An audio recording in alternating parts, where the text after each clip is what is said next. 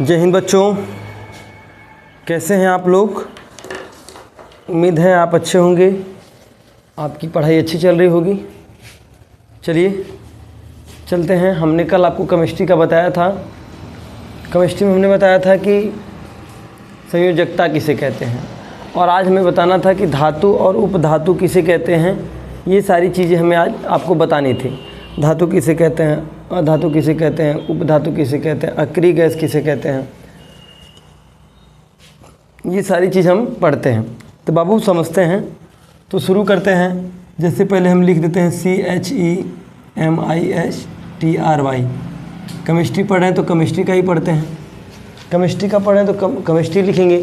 तो बच्चा एक बात ध्यान दीजिएगा कि जब केमिस्ट्री में आप पढ़ाए थे हम कल आपको कि संयोजकता, तो मैंने बताया था यानी जिन जिन तत्वों के अंतिम यानी बाहरी इलेक्ट्रॉन यानी संयोजी कक्षा जो होती है अगर उसमें 1 से लेके 4 तक अगर कोई तत्व रहते हैं तो वही उसकी संयोजकता होती है।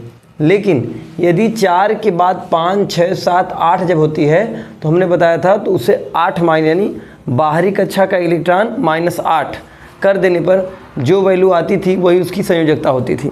वही उसकी संयोजकता होती थी कि नहीं बाबू, बताइए, बताओ बेटा। अब ध्यान से मेरी बात को समझना गौर से बाबू। जिन जिन तत्व मैं लिख दे रहा हूँ, धातु किसे कहते हैं, पहले लिख देता हूँ धातु। क्या होता है धातु, क्या कहते हैं बाबू, धातु। क्या कहेंगे, धातु। बाबू समझना एक चीज़ को, आप कहेंगे जिन तत्वों के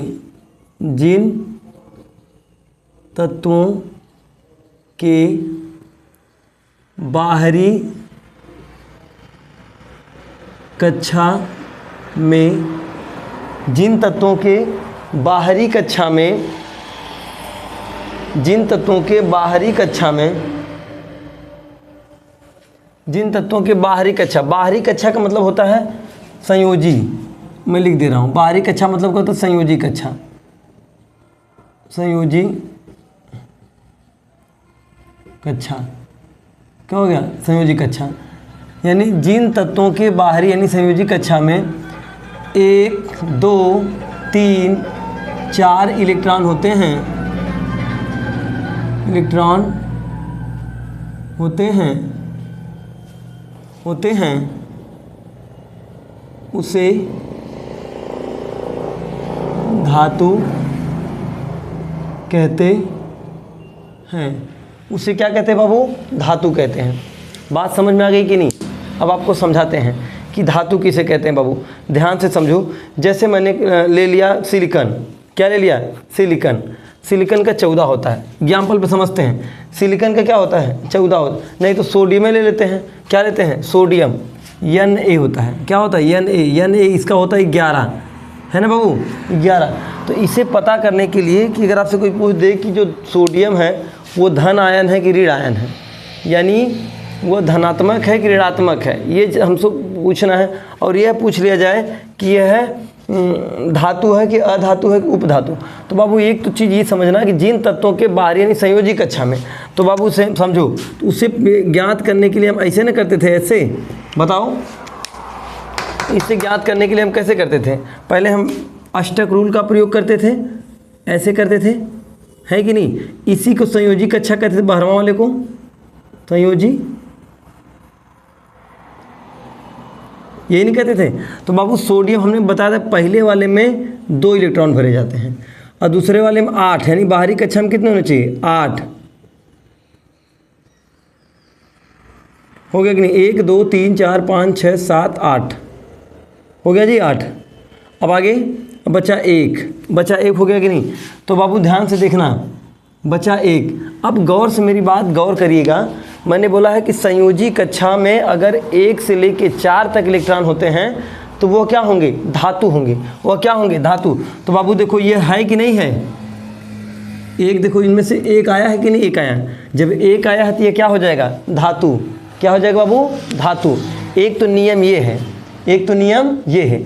दूसरा नियम आप कैसे पहचानेंगे, दूसरा नियम ध्यान से देखो। जब दूसरा नियम हमें पहचानना होता है तो उसके लिए ये फंडा होता है, ध्यान से समझो। उसके लिए फंडा क्या होता है कि सबसे पहले हम इसी को निकालने की कोशिश करते हैं। क्या करते हैं? इसी को निकालने की कोशिश करते हैं। जैसे मैग्नीज का 12 होता है ना, Mg, ध्यान से देखो बाबू, मैग्नीज Mg का 12 होता है। ध्यान से बाबू गौर से समझना, नहीं तो गड़बड़ा जाएगा। फिर भी ऐसे 2 का 6 बना लिया जाए तो पहले में 2, दूसरे में 8, 5 6 7 8 हो गया कि नहीं हो गया? अब बचा 2, तो यहाँ हम कर सकते हैं इसको 1 और यहाँ पर 2, 1 और 2। कल वाले वीडियो में मैंने बताया था बाबू कि बाहरी कक्षा कब संतुष्ट होगी? जब इसमें 8 इलेक्ट्रॉन होंगे। यही ने कल बताया था, जब बाहरी कक्षा में 8 इलेक्ट्रॉन होंगे तब ये तो संतुष्ट होगा। अगर 8 इलेक्ट्रॉन नहीं होंगे तब ये असंतुष्ट रहेगा, तब ये असंतुष्ट रहेगा। अब इसको हर एक हाल में इसमें 8 करना है। क्या करना है? हर एक हाल में 8 करना है। तो बाबू बताओ, 8 करने के लिए एकरे पास 2 है, एकरे पास 2 है। बताओ इससे ज़्यादा मेहनत कैसे पड़ेगी? यानी 6 लाने में कि 2 और त्याग देने में? तो कहा जाता है कि बाबू इसके पास 2 ये है, 6 की ज़रूरत है, इससे अच्छा 2 को दूसरे को दे दो, इससे अच्छा 2 को दूसरे क्या कर, 2 इलेक्ट्रॉन को किसी दूसरे को दे दो। तो इसमें से ये 2 इलेक्ट्रॉन क्या होते हैं? बाहर चले जाते हैं। जब 2 इलेक्ट्रॉन बाहर चले जाएंगे तो बाहरी कक्षा में 8 हो गए कि नहीं? तो जो 2 इलेक्ट्रॉन एक्स्ट्रा है ना, सोचो इसमें एक्स्ट्रा इलेक्ट्रॉन है, अगर इसके पास 2 एक्स्ट्रा हैं तो जब यो समझना कि जब एक्स्ट्रा इलेक्ट्रॉन हो जाए उसी को प्लस कहते हैं। तो कितना एक्स्ट्रा इसके पास है? 2 है। कितना है? 2 इलेक्ट्रॉन एक्स्ट्रा है कि नहीं? 1 2। तो बाबू Mg पर 2 प्लस होता है, Mg पर 2 प्लस होता है। 2 प्लस का मतलब होता है कि इसके पास 2 इलेक्ट्रॉन एक्स्ट्रा है, एक्स्ट्रा है। तो अगर बाबू हमारे पास कोनो पैसा ज़्यादा होता है तब ना उसको हम धन के प्लस लिखते हैं। अगर जैसे माइनस में हो जाए, नहीं ऋण में हो जाते, कर्जा में, तब माइनस करते हैं कि नहीं? जैसे बाबू हम आपको बता दें नाइट्रोजन का 7 होता है। अगला देख लो, तब ये क्या होगी? धातु। क्या होगी? धातु हो जाएगी। ध्यान से बाबू समझो, क्या हो जाएगी? धातु हो गई कि नहीं हो गई? अब जैसे नाइट्रोजन का यहाँ देख लेते हैं, नाइट्रोजन N का होता है 7, N का क्या होता है? 7। नाइट्रोजन का क्या होता है बच्चा? 7। अब इसको बनाने की कोशिश करते हैं तो पहले में ऐसे 2 ये बनेगा, पहले में 2 और इसमें 1 2 3 4 5 6 7। बाबू बताओ, गौर से समझना तो आ जाएगा। अब बताओ बच्चा, 2 ये 5 ये 7 तो बराबर हो गया। तो लेकिन नियम क्या कहता है कि ये जो संयोजी कक्षा होती है इसमें 8 होने चाहिए। इसमें कितने होने चाहिए? 8 इलेक्ट्रॉन होने चाहिए। बात समझ में आई कि नहीं? इसमें कितने इलेक्ट्रॉन होने चाहिए? 8 इलेक्ट्रॉन होने चाहिए। कितना होना चाहिए बाबू? 8 इलेक्ट्रॉन। बात समझे? अब बताओ 8 इलेक्ट्रॉन के लिए इसे मेहनत कितना करना पड़ेगा? 1 2 3 4 5 6 7। 7 दे दे या फिर 1 ले आए खींच के, तो मतलब 1 की कमी हो रही है कि नहीं? तो माइनस हो जाएगा, -1। 1 इलेक्ट्रॉन की कमी है कि नहीं?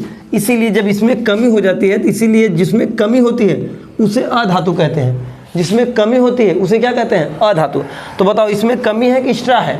कमी है, क्योंकि 8 होने में 1 की कमी है और इसमें 8 होने में 5 की कमी थी, 6 की। समझ रहे हैं कि नहीं? इसीलिए क्या है? अधातु है। इसीलिए क्या है? अधातु। आई होप आप समझ गए होंगे। चलो आपको दूसरा नियम लिखा देता हूँ। धातु की पहचान कर सकते हैं नहीं कर सकते हैं?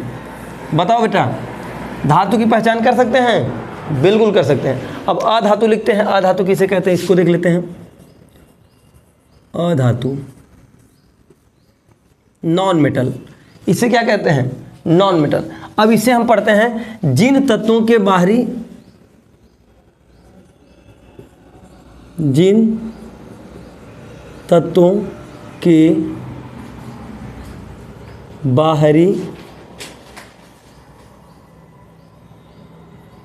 कक्षा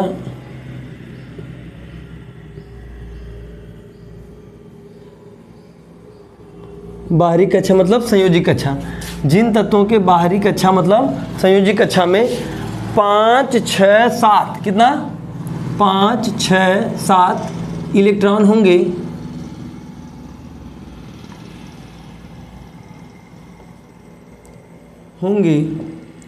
वो अधातु कहलाता है।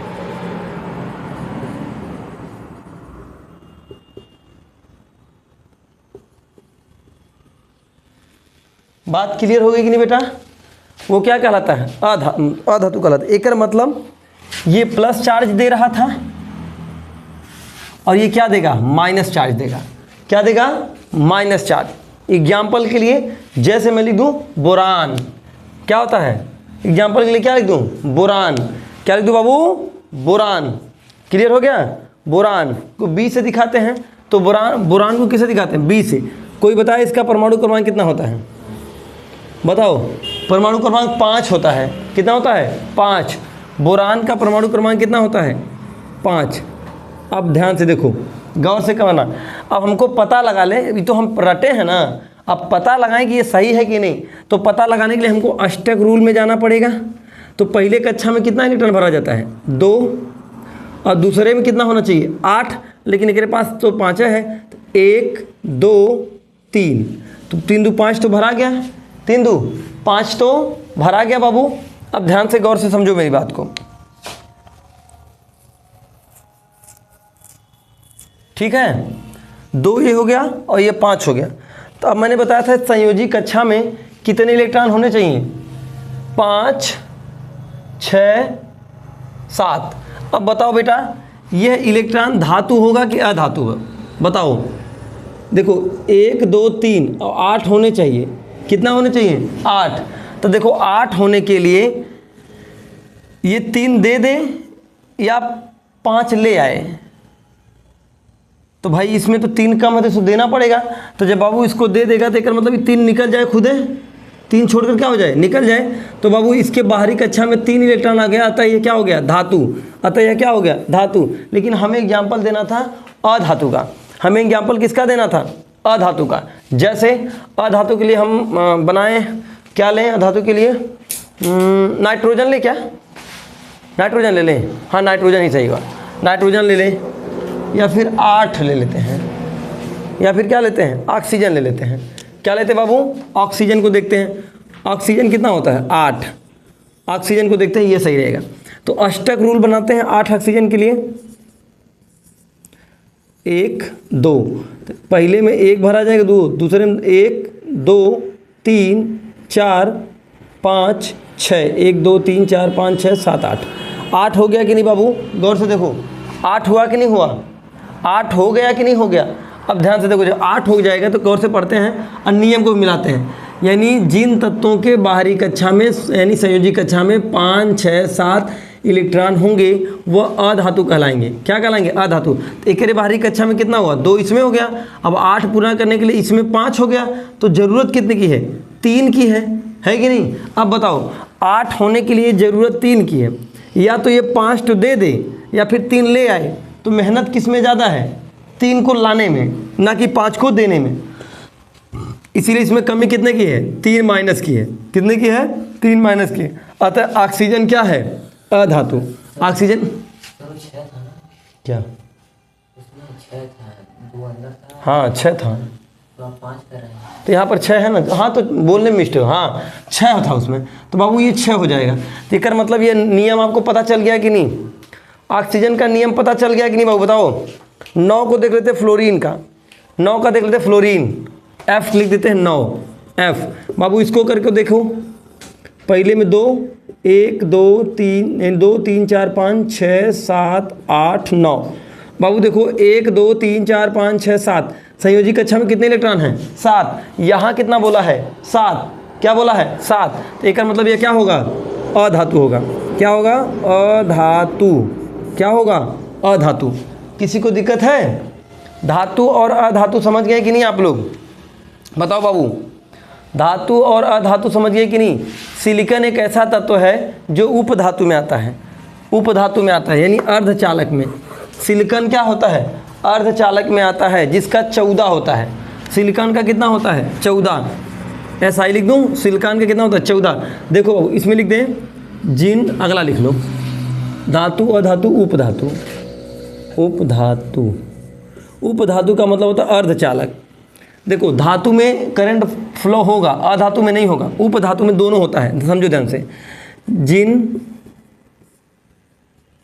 तत्वों के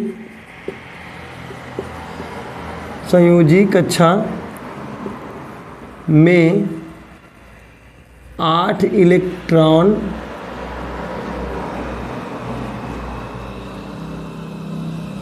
8 इलेक्ट्रॉन, जिन तत्वों के संयोजी कक्षा में 8 इलेक्ट्रॉन होंगे, 8 इलेक्ट्रॉन होंगे, वे उपधातु कहलाएंगे।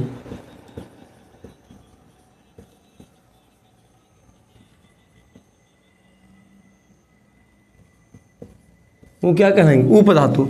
जैसे सिलिकॉन, क्या होता है? सिलिकॉन। जैसे क्या होगा बाबू? सिलिकॉन। क्या होगा? सिलिकॉन। क्या होगा बच्चा? सिलिकॉन। ध्यान से देखो, अब इसको बनाने की कोशिश करते हैं। पहले में 2, दूसरे में 8,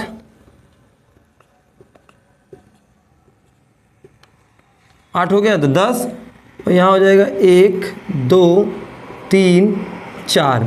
हो गया कि नहीं बाबू? अब बाहरी कक्षा में कितना हो गया? 4।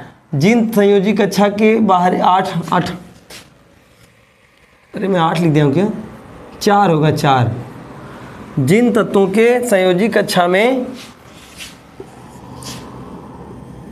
4 इलेक्ट्रॉन होंगे वो क्या कहलाएंगे? उपधातु। तो बाबू उपधातु का मतलब होता है यह क्या करता है? ले भी सकता है और दे भी सकता है।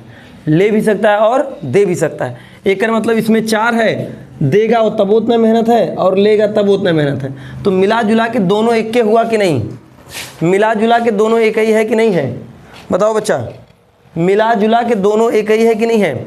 इसे कहते हैं उपधातु। इसे क्या कहते हैं? उपधातु। आई होप ये चीज़ें आपको समझ में आ गई होंगी। एक होता है अक्रिय गैस। क्या होता है बच्चा? अक्रिय गैस। क्या होता है? अक्रिय गैस, जिसका 10 होता है। अक्रिय गैस, अक्रिय गैस जिसे नियान, अक्रिय गैस लिख दूं, अक्रिय, इसको समझो, जिन तत्वों के बाहरी कक्षा में, जिन तत्वों के बाहरी कक्षा में 8 इलेक्ट्रॉन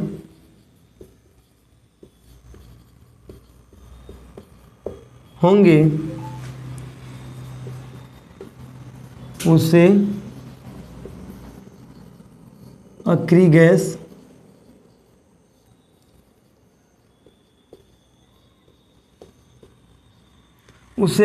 कहते हैं। बाबू समझो, अक्रिय गैस जिन तत्वों के बाहरी कक्षा में 8 इलेक्ट्रॉन, बाहरी कक्षा का मतलब संयोजी कक्षा में 8 इलेक्ट्रॉन होंगे, उन्हें हम क्या कहेंगे? अक्रिय गैस कहेंगे। जैसे नियान, जैसे क्या होंगे? नियान। नियान का होता है 10। नियान का क्या होता है? 10 Ni होता है। नियान का क्या होता है? 10। Ni का क्या होता है? 10। ध्यान से देखो, नियान का 10। अब बाबू इसको बनाने की चेष्टा करते हैं।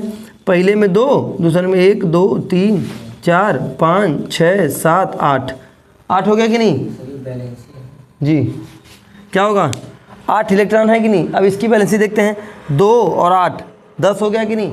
तो क्या बच्चा बताओ, हम क्या जानते हैं कि बाहरी वाले इलेक्ट्रॉन में 8, बाहरी कक्षा में 8 इलेक्ट्रॉन होंगे तो वो बैलेंस होगा, नहीं तो वो धातु और अधातु हो सकते हैं। तो बाबू इसमें तो 8 पूरा हो गया। अब एक का मतलब ये शांत है। एक का मतलब क्या है?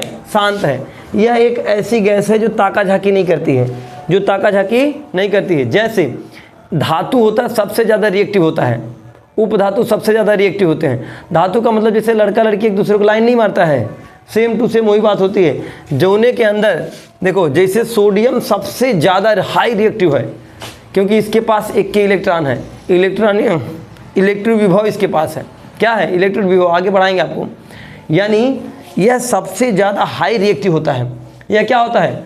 सबसे ज़्यादा हाई रिएक्टिव होता है सोडियम, क्योंकि इसके पास एक के इलेक्ट्रॉन होते हैं और ये धड़ाधड़ जो है, धड़ाधड़ रिएक्शन करने के लिए चक्कर वगैरह करता रहता है। मैंने बताया था कि इलेक्ट्रॉन आवारा कण कहते हैं। इलेक्ट्रॉन को क्या कहते हैं? आवारा कण कहते हैं। यह अपनी कक्षा छोड़कर घूमता रहता है। अपनी कक्षा छोड़कर क्या करता रहता है? घूमता रहता है। किसी को दिक्कत है? बताइए, किसी को दिक्कत है कि नहीं है? आगे चलते हैं बाबू, समझो ध्यान से, समझो। अब एक चीज़ समझना, नोट में करके लिख लो, नोट करके, नोट। अंतिम इलेक्ट्रॉन, अंतिम इलेक्ट्रॉन जिसमें जाता है पैरिविक टेबल में